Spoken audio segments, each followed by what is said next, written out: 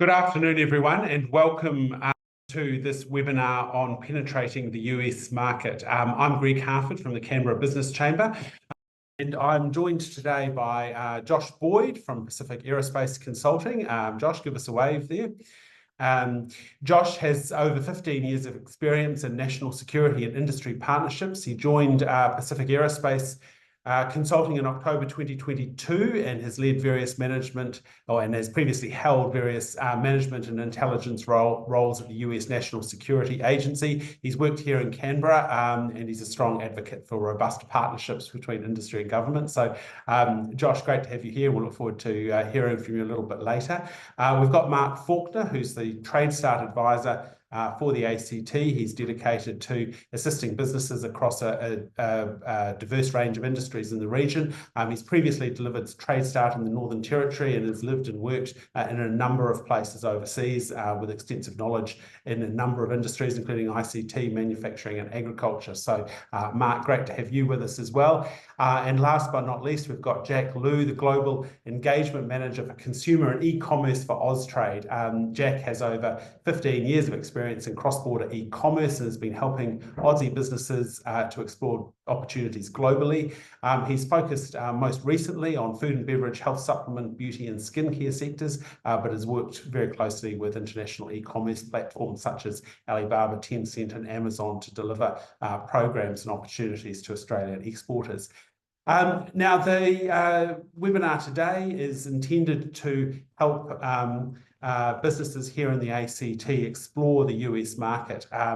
Obviously, businesses here from Canberra can have some real benefits from accessing and exporting to the US. It's a big market, it's a diverse market, it has big economic power. There's huge growth opportunities. It can help you boost your revenue and your brand visibility, and it can also, of course, serve as a gateway to international markets. So I think engaging with the US is crucial for ACT companies seeking global success, and it's great to have a great panel with us today to explore how one might go about doing that.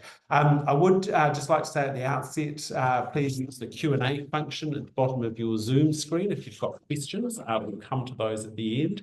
And I'd also like to acknowledge the support of the ACT government in helping us at the Canberra Business Chamber pull this webinar together.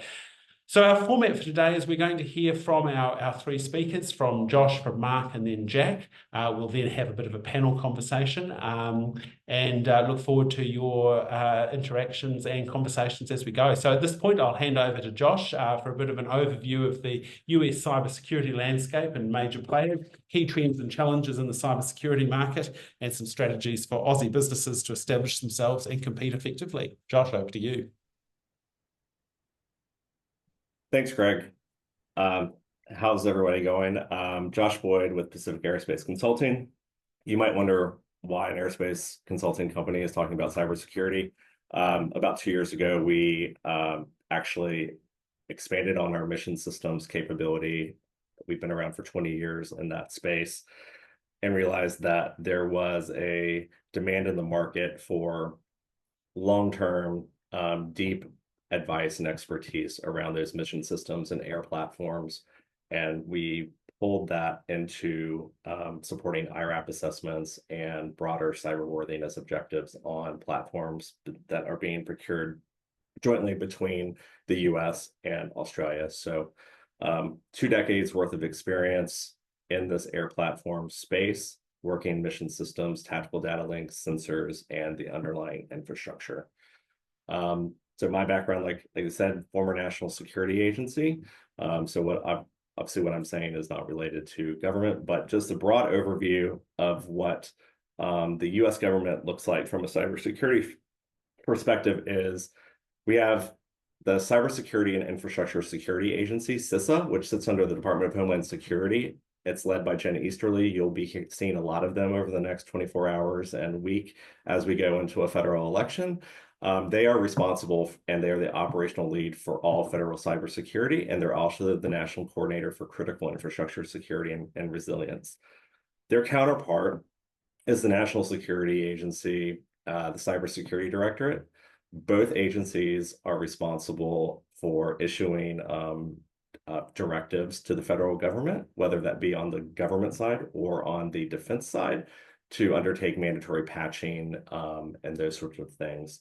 NSA is also responsible for defense industrial base support, as well as foreign intelligence collection against advanced persistent threats and other foreign intelligence priorities. Aside from NSA, we've got Cyber Command. They conduct full spectrum cyberspace operations. So cybersecurity, critical for them to undertake their mission, but also understanding what's going on in the market and understanding adversary capabilities and also what's coming online in our own country. Defense Information Systems Agency is really all about capabilities and delivering IT services for the military to do what they need to do and execute missions successfully. And outside of defense, we have federal law enforcement, which is really all about FBI and Secret Service, financial crime, combating financial crime and fraud, sanctions evasion, and really turning the cranks on e-crime. New for the past year or so, I would say, is the regulatory framework, regulatory bodies. So the SEC for publicly traded companies now has mandatory cyber breach reporting. And as we've seen over the past several years with the major hacks, those breach notifications that are going into everybody's public filings have provided a wealth of information around how these breaches are occurring, what could have been done, and then there's obviously follow-on regulatory actions. Also beyond that, there's state and local and tribal governments, all of which need cybersecurity expertise and products. So the market is massive. It's not dissimilar to Australia. We suffer many of the same problems. The government is just exponentially larger compared to the Australian government. From a key trends perspective, I would say that one of the focuses of the government is on focusing on accountability. The government is clearly not happy about ransomware payments, and they're looking to disrupt the ecosystem. A few weeks ago, the White House actually floated the idea of minimum cybersecurity requirements in cyber insurance underwriting, and actually banning ransomware payouts. With Australia's recently the Cybersecurity Act that was introduced, I think it will be really interesting to see what synergies we can actually get legislatively from a regulatory perspective between the two governments. I would say the most important thing for Australian industry looking to enter the US market and wanting to work with the Defense Department will be next month. The Cybersecurity Maturity Model Certification, CMMC, will start to be phased in. If you're processing, storing, or transmitting federal contract information or controlled unclassified information, you're going to be required to get have a third-party certification, or you can self-assess depending upon the terms of your contract. This has been in the works for several years, and it's essentially a verification mechanism for the Defense Department to ensure that industry is complying with the terms of their contract, and these terms have been in contracts for a number of years.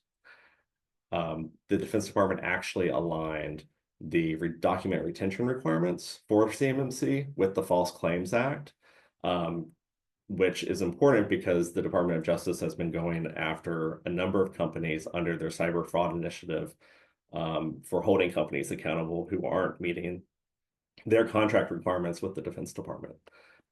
It's just really clear that the government is not going to tolerate non-compliance.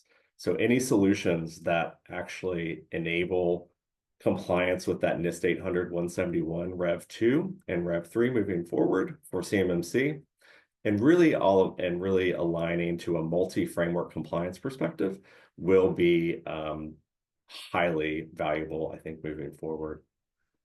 I think strategies wise, it's really all about having a clear focus and niche given how large the US market is. So understanding how your solution fits. What is your product fit? What is your value proposition? You need to do that. Once you do that, you can identify your end user. SAM.gov has all of the contracts that have been let out or by the US government. We have these things called broad agency announcements. And they're generally open for 5 years or so, and they actually identify points of contact and areas of critical research or capabilities that the government wants to hear from industry. You can send a quad chart in, you can send a white paper in. There's a variety of ways under BAAs in order to approach people. Other transaction authorities are coming online as well, and there's a number of consortiums that you can look into joining. One was opened recently for Five Eye Partners and under AUKUS. And then there's obviously innovation hubs like Apex Accelerators and the National Security Innovation Network that run challenges. So depending upon what product you're building, you'll actually be able to get that in front of the right people. I'd also just say be patient and leverage the resources of Austrade. I've worked with Austrade for the past 2 years, and I love the support that they give, particularly at trade shows. And another key component would be really finding a local partner if you don't want to set up from an implementation perspective, because there might be a requirement to have security cleared U.S. partners. Maybe you really want to have U.S. citizens and a local U.S. company with the right security clearances to do that work. Having that local partner can be that contract vehicle or an implementation partner. Otherwise, highly encourage you to set up shop locally, but in the area that you really want to do business with the government. So if it's with Air Force Research Laboratories, maybe you're looking at Dayton, Ohio, for example. But more broadly, and just as last thing, I would say be patient. The U.S. budget build takes years. I can actually think right now some programs that I contributed to from a budget building perspective are probably only now coming online. So particularly for large, long-term acquisitions, getting in and taking that long view and being patient and getting in with a big prime, or in with those contractors, if you have a really niche capability, will be essential. So that's it. Over to you, Greg.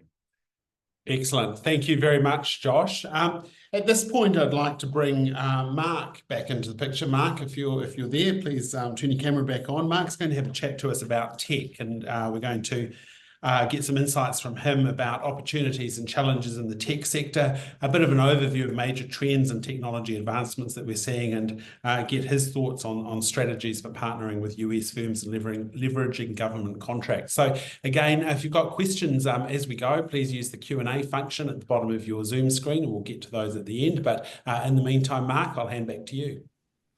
No worries. Thanks, Greg. And as Greg said, I'm what's called a trade starter, which is I'm here with the ACT government, but I deliver the Austrade services into the ACT. Part of my role is to understand what companies are trying to do and where they're trying to go. So part of my role is to be able to sit down with each company and offer the services of Austrade into markets. So having a look at the US market, in tech, especially in tech, there's some very big trends at the moment coming out of America. A lot of them around quantum computing, space, hardware and software. The US government is very interested in. Now, when I talk about a company entering any market, it's about understanding what that market really is looking for and what sort of service or hardware or software a company here in Australia is trying to take to a new market.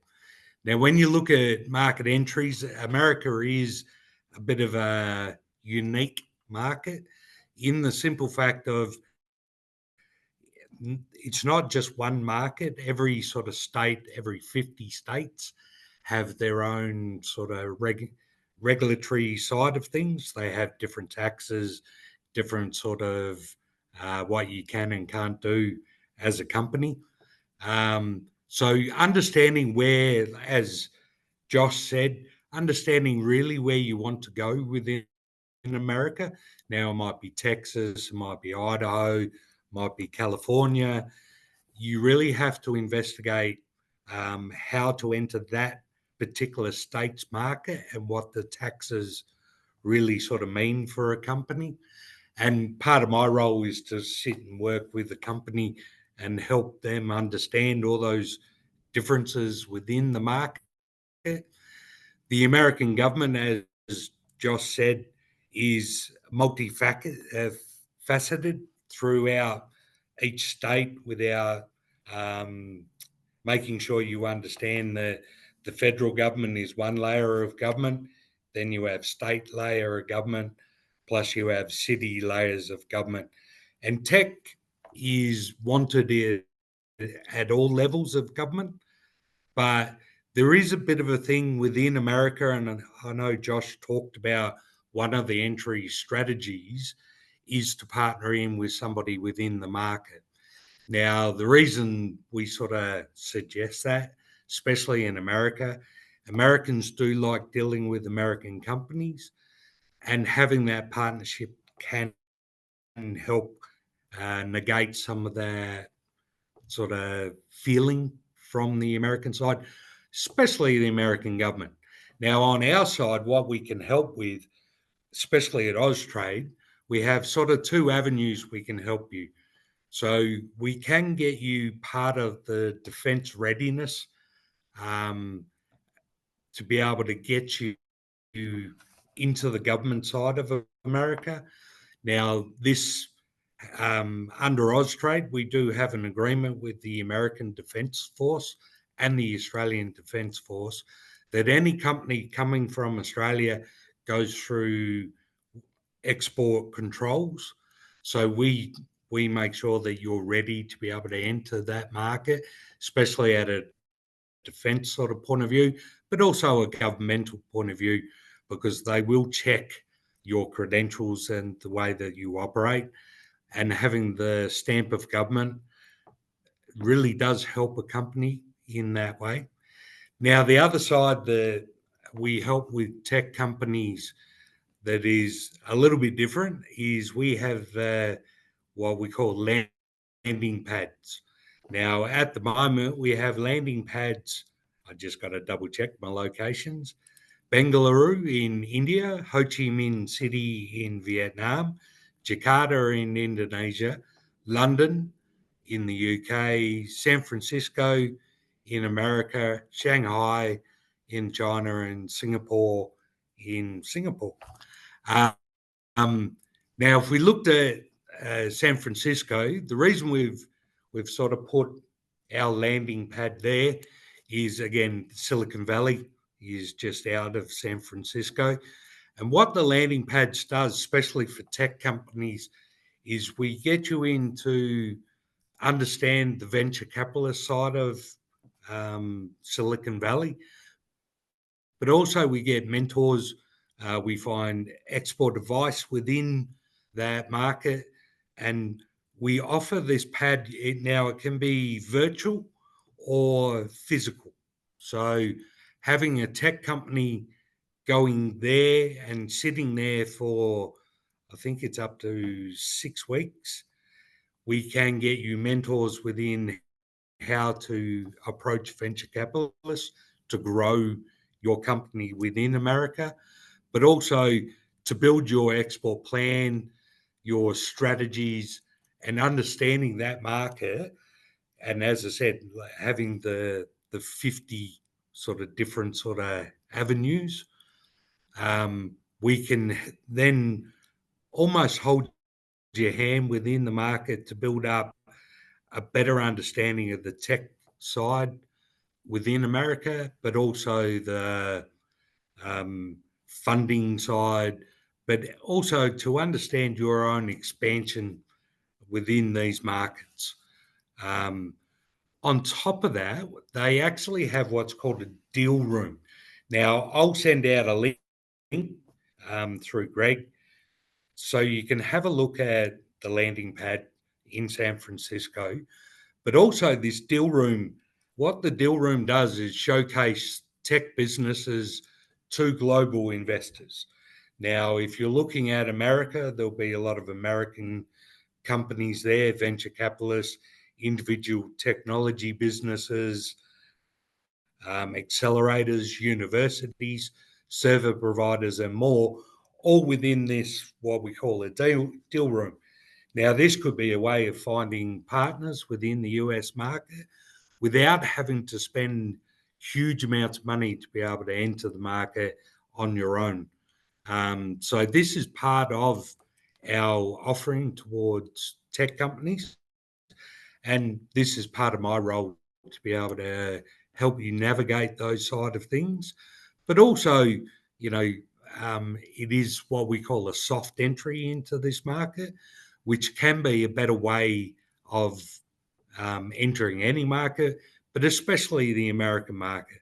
As I said, you've got to look at that as almost 50 different countries. But then you've got defence, as Josh said, many different sort of levels of government. And the biggest part I also reiterate is you must be very patient in America, because it is building relationship. It is understanding that they like to deal in the long term, especially in a funding point of view, but also like dealing with companies that are there within the market. And it's a very much an American idea that they like dealing with American companies.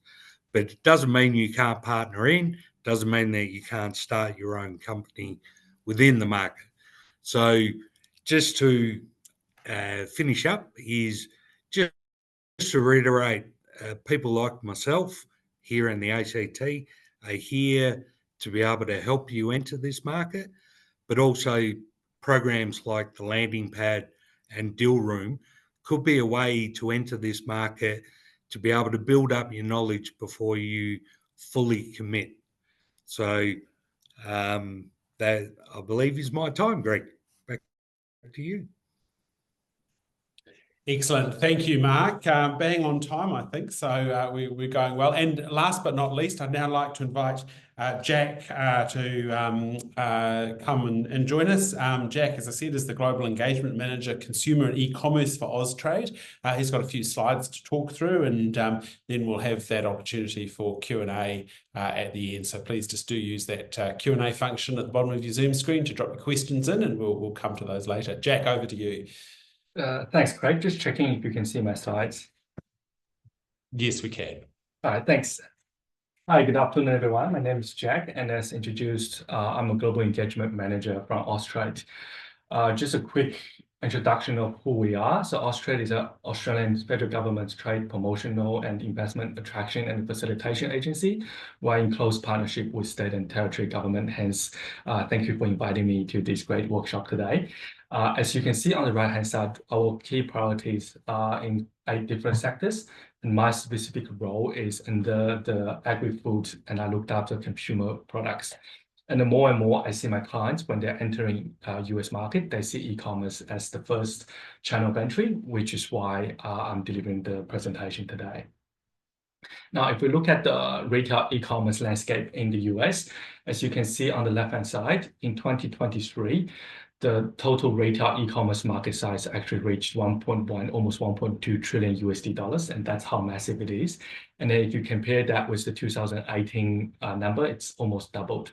And I guess the COVID and the lockdown has hugely accelerated the growth of e-commerce in use until today.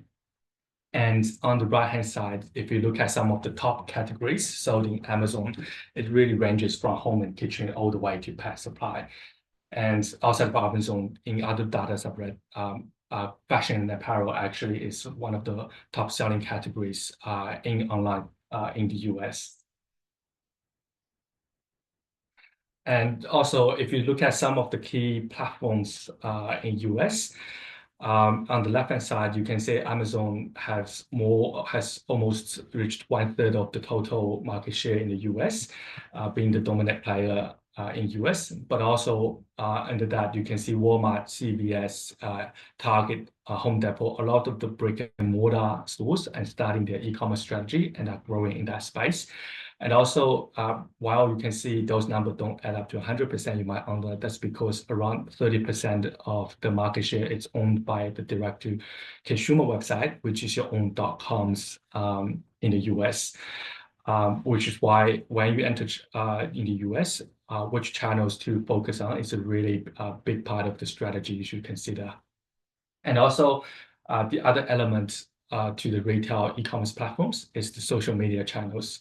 And more consumers, especially in the Gen Z and millennial age group, are using social media as their trusted advisor when they come to new products they see on the shelf. If you look at the apps, Facebook, YouTube, and Instagram remains the top 3 most used social media channels in the US, while TikTok is really growing rapidly in the US. And also below that, you can see there's also Snapchat and Twitter, which is also known as X these days, Pinterest, and LinkedIn is really used for a business-to-business environment. And if you look at some of the key challenges when coming to the US, I know I've mentioned this, but the market size is huge and there's a lot of platform challenges you should consider, but also don't forget that the competitive landscape is massive in the US as well. And before even reaching to that, the first thing you should consider is to get your regulatory compliance done over in the US. First of all, if you do have a retail products, the first thing you need to be doing is register your trademark in the US.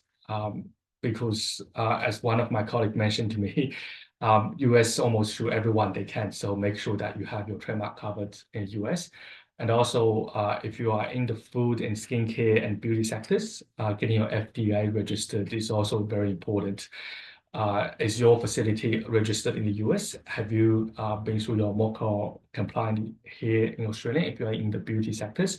And also you need to look at your packaging, labeling, and claims if that are applicable in the US as well. And also your EPA, which is an environmental protection aspect, and also any of the local regulatory that may not apply in Australia but applies in US, for example, the Prop 65. And also, is there any other certifications you need to be aware given which sectors that you are in? Last but not least, the product liability insurance is very, very important if you are in the retail space.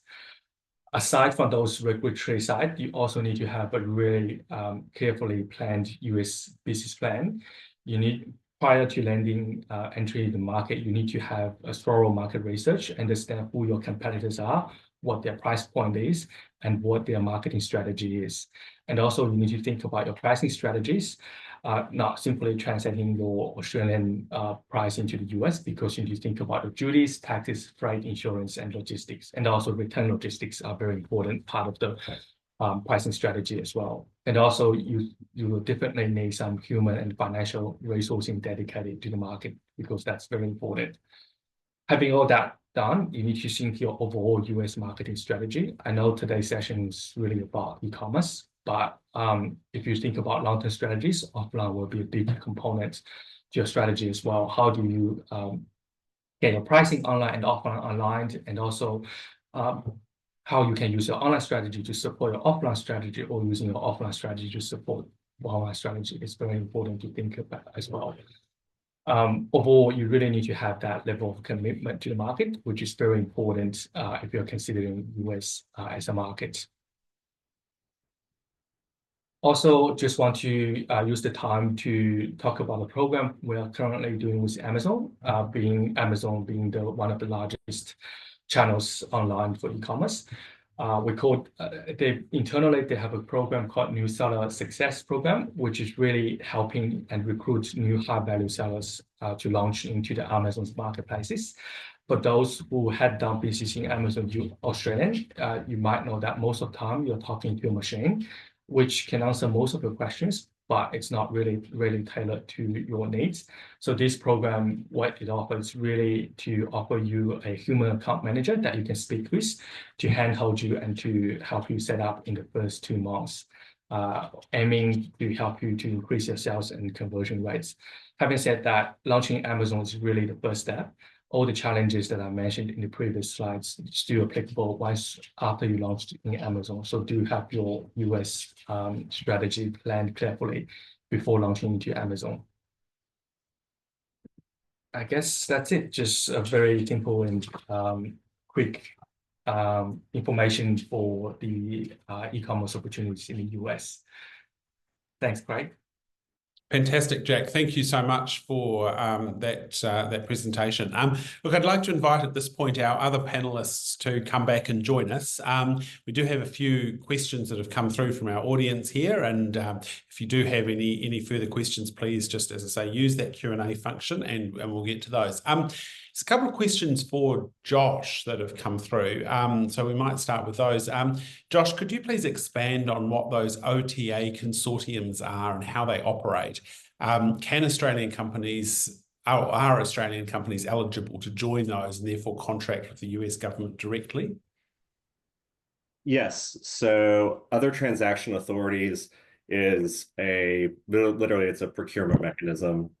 So you can, the US government can contract with you via a direct contract through an OTA, or there's the consortium approach, and I'm just looking up the name because I forgot.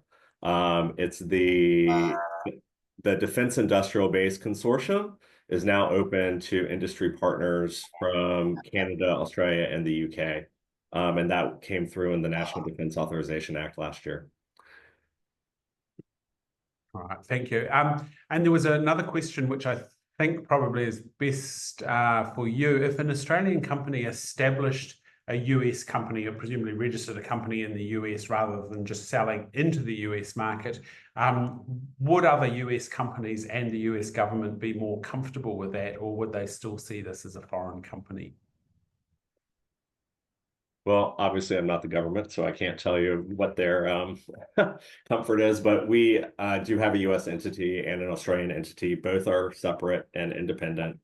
So the US government generally looks at foreign operations control and influence. So from a security perspective, generally it's fine, particularly if you can identify your ownership structure and explain that. At least for government and cleared work. Yeah, Mark, do you have any insight on that question? So part of that is, we deal, especially if it's defense or anything to do with security within the US side of things, we do get companies on this side defense ready. So there's organizations called ODIS, which is Office of Defence Industry Services on the Australian side, plus Austrade. We make sure that we're like, as a government on this side, we're happy for you to export, but also if we're saying you're all right to go over there, there is a lot of help around the defence side of things from the Australian point of view and the American point of view, especially with our Five Eyes and AUKUS, that we can help companies get ready this side before they even apply for those kind of opportunities within those defence force, especially in America. But also, if you're defence ready, would mean I would, and this is an assumption, I'll hold my hands up, that the US government would think you're all right because you're already in the defence sort of ecosystem. Thank you.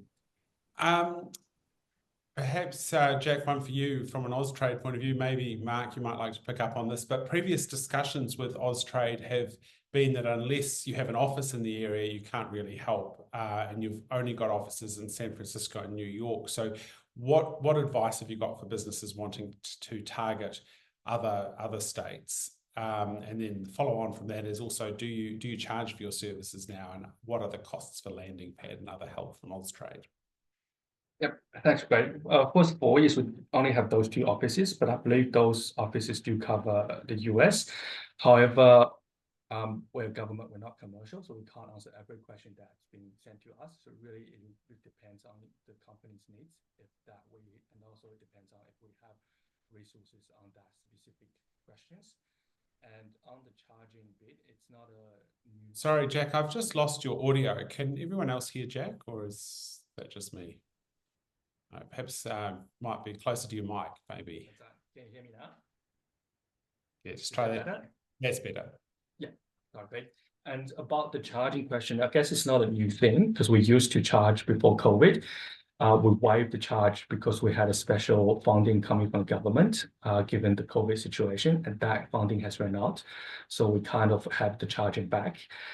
We have a standard packaging of the charging depending on which sectors you are on, and then we don't just for the sake of charging. And anything happened in Australia, we don't charge. It's only when you utilize our international offices to cover our costs for our overseas colleagues, we do charge. But again, before charging, we would have a conversation with you first to understand your needs and what your question is about. And we will have a service plan, which is kind of a contract offering what we will deliver at the end of the service. Only if we felt comfortable that we can deliver what you are asking, then we will charge on the basis how many hours we spend on that inquiry or question. Hope that answers your question. Thank you. Mark, you mentioned the deal room and a 6-week program. Is that a 6-week residential or a virtual program that you're talking to? So, I'm sorry, I got that a little wrong. Scrap the 6 weeks.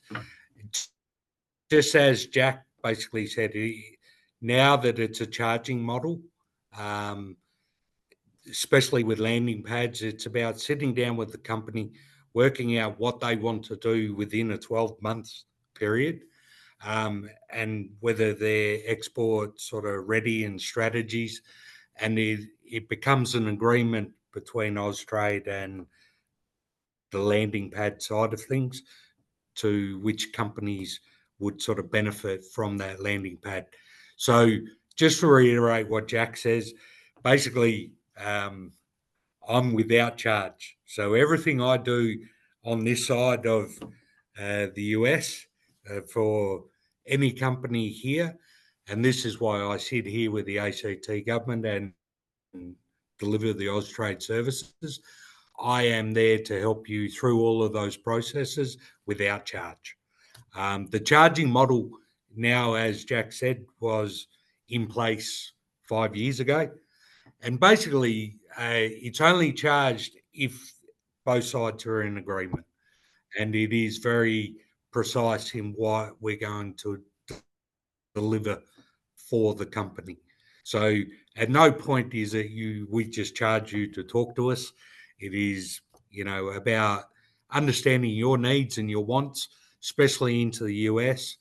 And then we would work out whether that service is deliverable for you. But all the advice, all the help that we can give you on this side is without charge. And I'm very happy for anybody online to reach out to me and sort of talk to me about their needs and wants in the US. That's what my role here is for. And it's backed by the ACT government to make sure that you're making the right decisions going into the US market. Okay, Hope that answers. Yeah, finally, there's another Austrade related question here. Is there any Austrade support for companies registering an LLC, presumably in the US, to have agents to redirect correspondence back to Australia, similar to a virtual assistant? So we can't deliver that service, but we can do a referral list of agencies or companies, service providers that can deliver that service. And those referral, again, it's not, we won't charge for that if it's just a simple referral. Okay, all right, thank you. Josh, coming back to you, obviously cyber is a significant opportunity and threat for many businesses at the moment, but what do you see are the most significant gaps in the current cybersecurity landscape in the US that might create an opportunity for Aussie businesses? I think the most exciting area would be, as Mark mentioned, in the quantum area. I think Australia has leading technology in that space.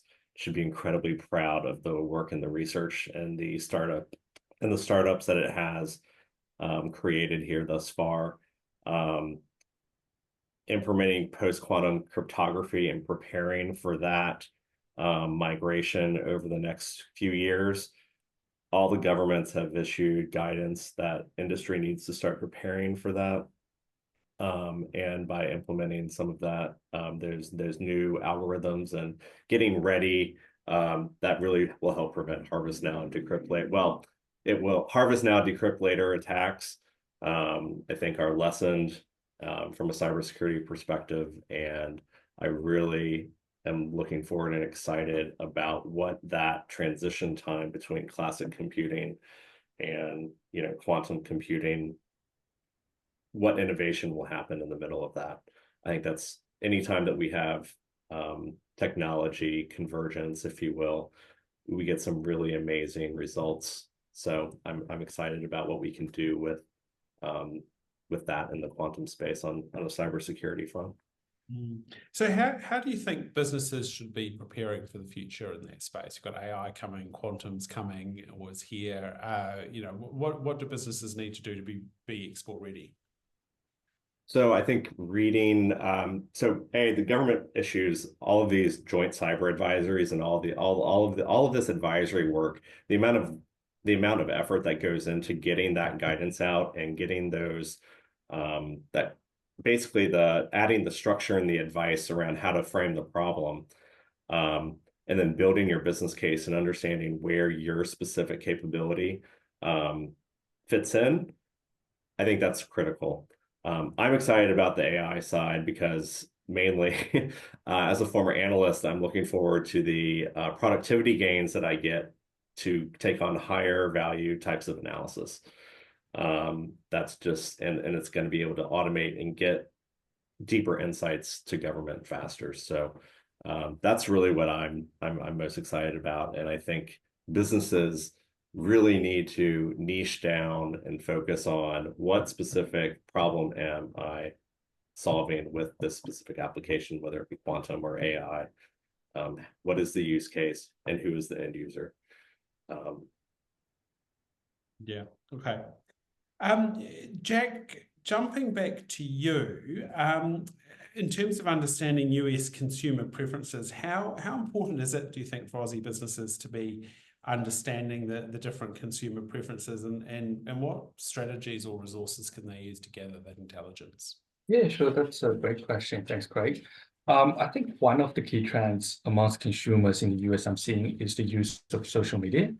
I guess it's the same in Australia. I don't know how you guys go shopping these days, but every time when I see a new product, the first thing that I do is actually go online and check if it's got Instagram, Facebook, and how many followers, if they've got listings on Amazon, what are the review looks like. And that's what we're hearing from some of the key retailers as well. We're speaking with some of the key retailers, procurement team in the US, and some of the brokers that are working with those procurement teams. And more often, what we hear from them is that the first thing when they saw a brand and they want to think about importing that product, the first thing they look at is to go online, check their online presence, and to see if they're already available online.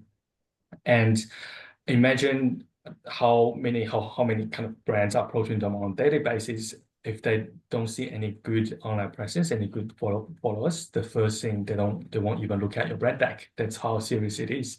So I guess one of the strategies that Australian companies should consider is really to have a solid social media marketing strategy. And also, if you do have Amazon listings, do have a good marketing company or an internal team that can do some good reviews, do some good traffics into your current listings that can really impress the broker or the retail procurement team that you're speaking with. Okay. Josh, I might just come back to you on this though, because we heard from Mark earlier that there's big differences between the sort of the culture and the behaviour of the different states and so forth. As you're the only actual American on the call here, how real is that? And how do you, from an Australian point of view, how do you kind of come to grips with that? Good question. So I think each state is obviously completely different, whether it be by geography, by its history and founding, and down to things like tax, whether or not you have a state income tax, like a income tax on your person or not. So really, it fundamentally boils down to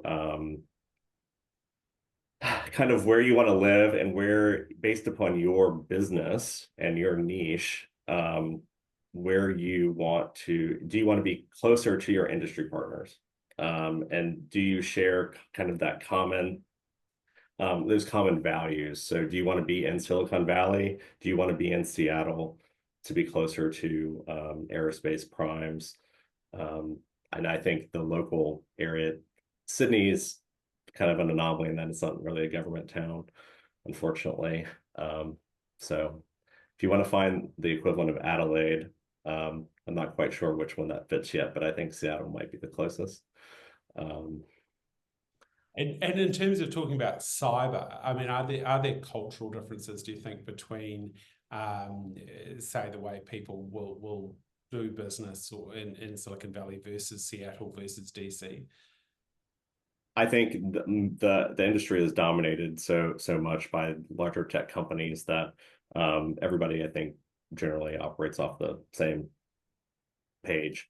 But yeah, having not worked in a big company like that, I can't actually tell you from personal experience. But I think Mark was shaking his head. Yes, there, maybe he sees differences. Mark? Look, it's just like, in America, and I'm sure Josh, you'll back me up here, you've got the East Coast and West Coast kind of mentality. So that New York minute, everything's quick, quick, quick.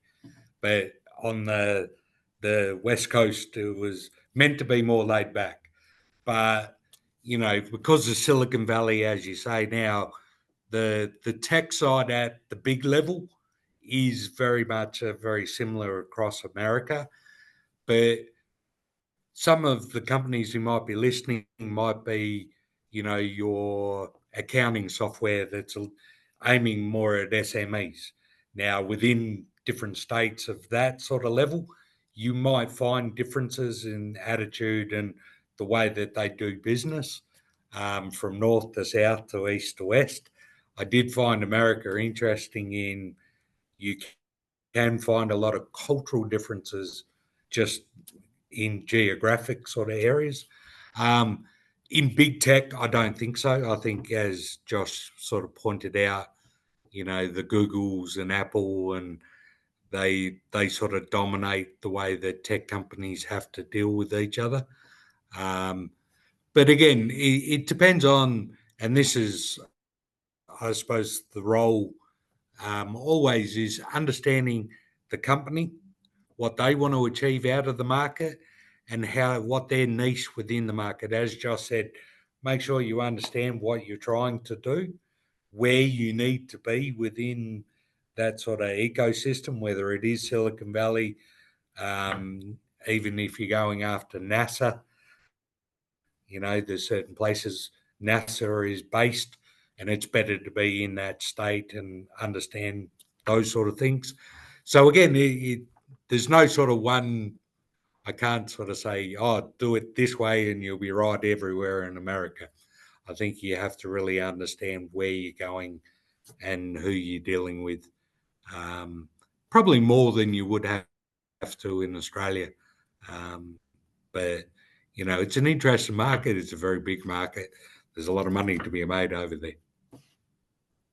So we've just got a few minutes left. So perhaps, Jack, I might just ask you for your view about trade agreements. How important are they, do you think, in facilitating Australian companies' access to the US market, and how are companies best to leverage those agreements? Then we might also get a view from Josh and Mark on that. Yeah. Sure, thanks, Greg. I think definitely it does help. I think I did mention briefly on the pricing strategies in the US. I guess from consumer products perspective, those pricing benefit, especially the trade agreement between US getting the duty cut will be a huge beneficial for Australian products, especially competing with some of the challenges of key brands in the US. And I think in terms of finding those agreements, understand what rights, and sometimes it's certain rights over years, is to go to the free trade agreement portal. If you type that in Google, there will be a website that's drafted by DFAT that you can find on Google, and then that tells you exactly your HS code and how many rights that we have benefited from the free trade agreements. All right. Mark, do you want to add anything to that? Yeah, just as Jack said, make sure you understand, especially at product sort of point of view and the service point of view, where those tariffs are. Always with free trade agreements, there's a longer view and there's a short one where automatically services and goods are sort of brought down in tax, and some have a longer term to come down to zero or near to zero. So really read your free trade agreements through DFAT. They have a portal of all the free trade agreements Australia has with other countries around the world. So they're a very good start to understand. Okay, thank you. Josh, did you want to add anything? Not particularly on the free trade agreement side, but I would say with the US-Australia tax treaty, if you are going to have employees sort of in the US or in Australia and vice versa, there are key differences in terms of superannuation and tax and retirement implications. So it is something to be across, because nobody wants an unexpected tax bill or to have their retirement impacted. So the tax side of the house is something that you definitely want to keep a very close eye on. Yeah, and that's actually a really good point, because if you've got people in the US, presumably you appreciate you're not a tax lawyer, but presumably you end up having some tax obligations that apply in the US as well as here in Australia potentially. Oh yes, I pay taxes everywhere. Can't get out of them unless I die. Please don't do that. Look, finally, I guess my last question here really, I think is just around successful partnerships. Obviously, there's a long-standing partnership and alliance between Australia and the US, but in terms of commercial partnerships between Aussie companies and American ones, what do successful partnerships look like? What traits do they typically share, and how can Australian firms really cultivate those traits to enhance their competitiveness? Mark, we might start with you. Do you have to? That's a long question. Look, I think I'll go back to a sort of generalist answer of that is trust is an amazing thing. So building up trust and relationships, no matter what market that you're sort of entering, should be a paramount of every company. The more that you trust your partner, the more that you're able to sort of rely on them and believe what they're trying to say, because they know their side of the market. You on this side, you know your service or product better than they do. So that building of trust has got to be paramount, and you can see it all around the world with joint ventures. Lots of joint ventures of Australian companies going into the US from a product and a service point of view. Building of that trust has got to be first and foremost in anyone's thinking if they're going to join in with a partnership or a joint venture. And America is no different. If anything, I would say that trust can be built probably quicker than some markets, just because of our sort of history together. But I think that's probably the big point I would make, is building that trust and relationship. Josh, have you got a comment on that? Yeah, I'd say focusing on mutual values and vision for what you're trying to achieve, particularly if you're focusing on government and defense. Identifying a company that is complementary, that can strengthen your local position with those clients. And then I had a third one, but I've lost it, unfortunately. It's all right. Just while you're thinking about that, I'll just give Jack the opportunity to respond to that as well. Is there anything you want to add, Jack? Yeah, thanks, Greg. I think Mark and George has covered most of it. And especially echoing Mark, I think it doesn't matter which market you're looking at, trust is very important. And having that communication with your partner is the key to success. And I guess maybe one thing that I've observed that are a little bit different between US and Denmark markets, Josh, correct me if I'm wrong, is I think the Americans are more straight to the point. I think mostly because literally they are actually meeting hundreds of people every week, given the size, given how competitive US is. So sometimes I think make it easier for the partner, especially if you're doing some brand presentation, instead of making a long 10, 15 page, maybe just narrow it down to 3, 4 page, straight to the point, talk about your uniqueness, talk about your advantage compared to other competitors in the market, and tell your partner why they should pick you instead of your competitors. And remember, your competitors are not just your fellow Australians, but basically everywhere around the world as well. Everyone wants to tap into that market as much as you want to. Thanks, Craig. All right, and we've got one last question which has just snuck in via our Q&A, and that is, if you're an Aussie small to medium business wanting to break into the US, what would step 1 be? Mark? Well, I would say come talk to me and we'll work it out. No, I think I suppose on top of that is to understand really who you are. So step 1 would be to understand either your product or your service and where that fits in within the Australian market, and is that transferable to the US market. So understanding that part also helps you build those trusts and joint ventures. But that's always where I get companies telling me, like, I ask them, well, what is it you do? And what's your competitive advantage? What makes you different? It comes back to that trust point. I mean, how important is it to just get over there, get into the market, meet people, go to the trade shows and make connections? Josh, what's your take on that? I think it's essential. Having been back in Australia for almost 2 years, it's been essential for me being here locally, let alone just how ginormous the US market is. It's critical to get to those Good Day USA, get on the Team Defense Australia mailers, go to the trade shows at AUSA or RSA or whatever, get in the rooms and just say hello. And it's going to sound really boring, but sam.gov can literally be your best friend, because you can type in exactly what you do and where your contracts are, and it will help identify what contract opportunities are out there, but more importantly, what contract opportunities have already been awarded. So you might know AFRL is a key client, at least on the government side.